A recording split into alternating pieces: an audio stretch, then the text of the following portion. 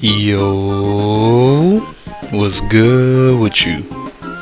Back in black with another Enlisted video. If you guys are new to the channel and you love shooting games just like me, make sure you aim for that like button and shoot that subscribe button as well. It'll help you find better teammates and improve your skill-based matchmaking. At least I hope so. In this video, we're going to be speculating about what could be done to enhance the current game modes in Enlisted. You know, basically things that the developers could do to spice up said game mode and make it more exciting and fun for the player base overall. Reason being is because we haven't had a new game mode or enhancements to any existing modes in a while, so I figured maybe we could give them some ideas and motivation, for lack of better words. The first mode that we're going to be taking a look at is Destruction, as since this game mode was introduced back in September 2021, I don't think they have touched it in any way, shape, or form as far as making it more appealing of a mode to play, which is very unfortunate considering the current state of it, which I would consider to be lackluster. But before I get into my fixes and my grievances, you can let me know what you think down in the comment section if you are a big fan of playing Destruction in this game thus far. So the first thing that I should know is that Destruction isn't even the most complained about game mode that I come across when surfing the internet pertaining to this game, so I don't want to make it seem like I'm just bashing the game mode, because in general I do enjoy the concept. I just think it was implemented in a very bare bones fashion and it hasn't been expanded on in vision or concept since. Allow me to explain. If you take a big step back and you think about it, in essence, Destruction is really just the assault game mode with one big extra step in the middle, and of course that's being that you have to plant a bomb. And I mean, again, when you think about it from the grand scheme, the game mode from an attacking standpoint moves in a linear fashion just like the invasion mode, and damn near follows the exact same pathing throughout each map as the invasion mode from beginning to end as well. And as I sit back and I think about it, one of the main things that frustrates me about this game in general is how they will put these big ass maps in the game. Not enough of them, and not enough on a consistent basis, mind you, but basically these maps are huge and it still somehow seems like they're not being utilized, or they're not getting the most out of them. And that said, if you're going to make different game modes, then by default I feel like you should use different parts of the map that haven't been touched upon already, especially delivering new maps at such a slow rate as they currently are.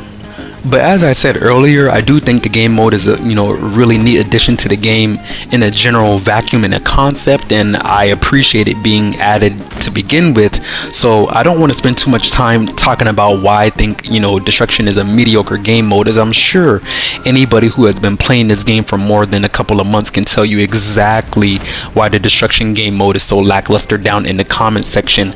Rather, what I would like to do for the rest of this video is I would like to talk about what changes I would like to see them implement to improve upon the game mode. And as I touched on earlier, I would like to see them use different parts of the huge maps that already exist in the game for this mode, so basically it doesn't end up at a point where the pathing is following an invasion game mode like 1-to-1. This is something that has been addressed somewhat already, literally with the invasion game mode, ever so ironically, where they would have different it would be the same map, but they would have like a north version and a south version and an east or a west version of the same map, basically attacking from different angles or showing you different parts of the map that you didn't necessarily touch in the first part. And I don't understand why something like this hasn't necessarily been implemented in all linear game mode fashions. Of course, using more of the map and allowing us to attack from different angles on those maps will allow us to have more variety from an individual standpoint as players, but it will also decrease the amount of gray zone available for those tanks that like to sit in the back. And I don't even want to stop there. I do want to take the creativity of this idea to another level. Another thing that I would like to see, and I'm sure a lot of you people would like to see this as well, is basically for each section of each map, I would like each Destruction game to begin with multiple key objectives to destroy, and then with each progressive sector as an attacker, the number of objectives you will have to blow up will eventually decrease down to 1 at the end. Basically what this would do in my mind is that obviously it would make them use more of the map because they would have to put more objectives throughout the map in each sector. but it would also change the combat variety from very spread out at the beginning of the match, forcing you to be more flexible in your strategizing and flanking, to being a very concentrated, like King of the Hill type of game mode, basically like taking the last point in an invasion game, fighting at the end, perhaps at the enemy headquarters or something of that nature.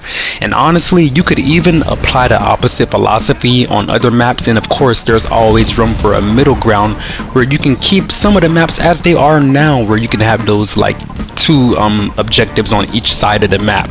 So basically the variety is the spice of life when it comes to, you know, anything, especially in this game, and changing up how the map flows and actually using more of the maps already in the game could pay great dividends, pun intended, because I know money is the only thing that they seem to care about when it comes to enhancing this game's experience. As I ponder the change a little bit more, I think another neat thing about adding more objectives to the destruction game mode is that it's basically going to end up meaning more XP overall for everybody, whether you're attacking or defending. Of course, when you add more objectives to the game, it's going to prolong it, so it's going to take longer because the attackers have more objectives to get through and actually complete before the end of the game. And of course, as defenders, you have more opportunities to recover, and it's going to get easier for you to do so as the game progresses because you're going to have less actual key objectives to defend. And to give you an actual example of what I'm talking about, just going back to what I was saying earlier about how the key objective or the game could end at the enemy headquarters or the barracks, I think they should really just expand on the immersion of this game mode. And to begin, I gotta ask, why is the only asset that we're blowing up in this game mode just a radio station? No matter what the map is and no matter what objective we're at, it's a radio station each time. And I'm just like, damn dude, like how many communication arrays do these people actually need? In my mind, it would just make more sense for you to use this different assets as key objectives to blow up. I'm gonna use D-Day for an example. Let's say you load into a destruction game on D-Day. For the first sector, you should be blowing up 4 or 5 88mm flat cannons that are quote-unquote shelling the beach. For the next sector from there, then yes, maybe we can blow up 3 radio stations that are being used to hypothetically call in backup, you know, to the beach. And then for the next sector, let's say there's 2 bunkers with anti-tank weapon caches that they're going to use to blow up the tanks as they move inland. And then of course for the last sector, then like I said, we end up at the enemy barracks or the headquarters, and then we just blow up the whole building, and maybe that'll give them a reason to add some more enhanced destruction into the game as well. But do you see how I just took the destruction game mode on D-Day and made that entirely more interesting and fun than it would have been otherwise? Just using my imagination, it's already clear to me that stuff like that would make this game mode so much cooler, and even me imagining this right now just makes the current implementation of the game look kind of lazy, considering that it hasn't really been touched in about 4 years. Long story short, give us tangible real life objectives that would have actually been there, you know, quote unquote, in the time period in real life to blow up and destroy, as opposed to blowing up the same radio set over and over again. But I don't even want to stop there. The last little thing that I could think of that's really immersion breaking, you know, for me when it comes to this game mode is when we actually run up to plant the bomb and my dude is like, you know, he just starts doing like Naruto hand signs or caressing the radio set with his lowly textured hands that don't even seem to have separate fingers for some odd reason. But I don't know, man. You guys have had models for like TNT and explosive packs in the game, and you even have a model for the detonator in the game as well. But for some odd reason, you don't have an animation for us actually setting up and planting the bomb. And perhaps it's just a quality disparity between console versus PC at this point, but it's just very jarring to me at this point in 2025. But that was the last little thing I did want to touch on for this game mode. Anyways, I do want to know what you guys think, you know, as far as like spicing up this game mode, making it more fun, making it more immersive. Do you guys have any other ideas that I didn't necessarily touch on that you would add to make it more fun? Just let me know down in the comment section. And while you're down there, don't forget to aim for that like button, shoot that subscribe button as well. Help you find better teammates and improve your skill-based matchmaking. At least I hope so. I do appreciate you guys for watching the video, and I hope you have a lovely rest of your day. Black guy out.